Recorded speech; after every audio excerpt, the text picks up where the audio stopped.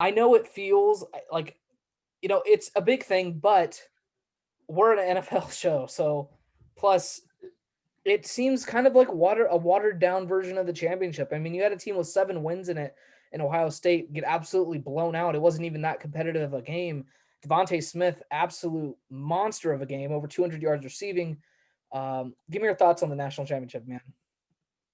Well, I mean, it was before that game, I was curious if Ohio State, if they could match up with Alabama. And when I watched the Sugar Bowl with them against Clemson, a part of me said maybe they could. They outplayed Trevor Lawrence and Ryan Day. He found a way to outcoach Dabo Sweeney, which is really hard to do in college football. So I thought, okay, well, if Ryan Day has found a way to coach against Dabo Sweeney and come out with a big win against the reigning national champions, then yeah, he should find a way to, at least keep it close with Nick Saban. But no team has really had a way to stop Mac Jones, Devonte Smith, Najee Harris, three of arguably the top 5 players in college football this year.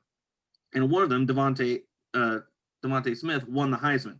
So that already tells you how dominant this Alabama team was. This is probably on paper the most dominant Alabama team we've seen in quite a few years, despite the fact that Nick Saban has won 7 national titles. Yeah, interesting debate thrown around Twitter. I saw 2019 LSU versus 2020 Alabama. Um, I would take the LSU team from last year because of who the quarterback was. Mac Jones has kind of had a certain rise to him, like in his draft stock and whatnot, that Joe Burrow had last year, right? But I don't think that Mac Jones is going to be selected number one overall. And Joe Burrow was, I think he's a far better prospect in, coming out of their respected SEC schools. Mac Jones, however, I think that his draft stock really improved this season. I think he's going to end up being a first round talent. We're going to be doing a mock draft later in the show. Now, whether or not, now we obviously don't know where Mac Jones is going to go. I think he'd really thrive with a team like the San Francisco 49ers, the West Coast Kyle Shanahan power runs, scheming everything open and whatnot, making the easy throws. I think that because of he's kind of like a limited athlete, so I think that he would really succeed there. But a report came out that John Lynch says he does not envision the team taking a quarterback in round one. So unless he falls to the second round or they decide to go for Kyle Trask in the second round, I don't envision San Francisco taking a quarterback in round one. But I think a team like maybe New England could benefit from having a Mac Jones. What about you?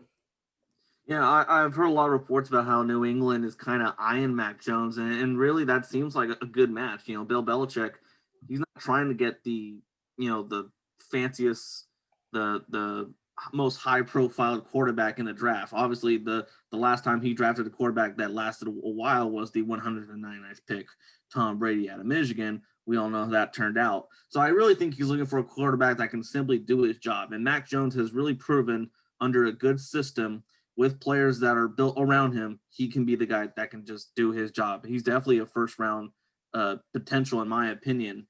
The rather New England jumps up to get him, I don't know, but we'll see. Well, that's the thing, though. I think he might be available at pick 15 for New England. Another thing is Devonte Smith. I know that his draft stock has really risen. Some people don't even think he's the best receiver in this class. You look at Jamar Chase, Jalen Waddle. I think that personally, I think Jamar Chase has done enough to where he will be the first receiver taken off the board. Jalen Waddle, you have the injury concern. Jamar Chase sat the season out. Um, I mean, I love Jamar Chase as a player. He is my wide receiver number one, but I do believe Devonte Smith will be the number one receiver taking. Going over to the Ohio State side of the ball, did last night and a few of the games that Justin Fields has had this season, do you think it's hurt his stock at all? Uh, it's weird because we're starting to see some mountains and peaks with him. And with other quarterbacks in this class, especially Trevor Lawrence, who just announced that he will be entering this NFL draft, it's not like it's uncommon to have your valleys, but at least with Trevor Lawrence, we knew where those valleys were from. We knew they were from a specific, for him, it was the twisted pass rushes. It's when teams brought those unique blitzes or twists on the interior line. With Justin Fields, it's hard to tell why he sometimes falls the way he does. And I think that kind of inconsistency does hurt his stock a little bit. I mean, I told you before we started the show, I do have Zach Wilson as my quarterback number 2 now.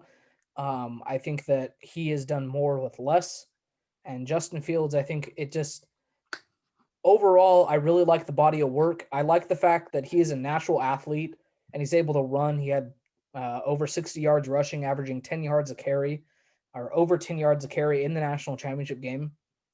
And I like that maybe a team like the Jets could take Justin Fields over Zach Wilson because of his ability to run around behind. And, his ability to run definitely helps them out because they have such a terrible offensive line.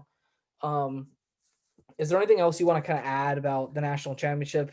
Other than that, I think we're going to kind of move on to wild card weekend unless you have something else you want to talk about. Hey, just props to Alabama. Just always finding a way to be somehow the best team in college football on a consistent basis. I know how great that LSU team was last year, but the fact that Alabama's doing this like every 2-3 years is just ridiculous. And props to Nick Saban for earning his 7th national championship, the 6th with the University of Alabama, and then one with LSU back in 2003. I definitely think that Coach Saban is the greatest college coach of all time. Go, no, there's no argument for it. Go. If you debate, you're just trying to be different, right? I mean, pretty much. all right. Yeah.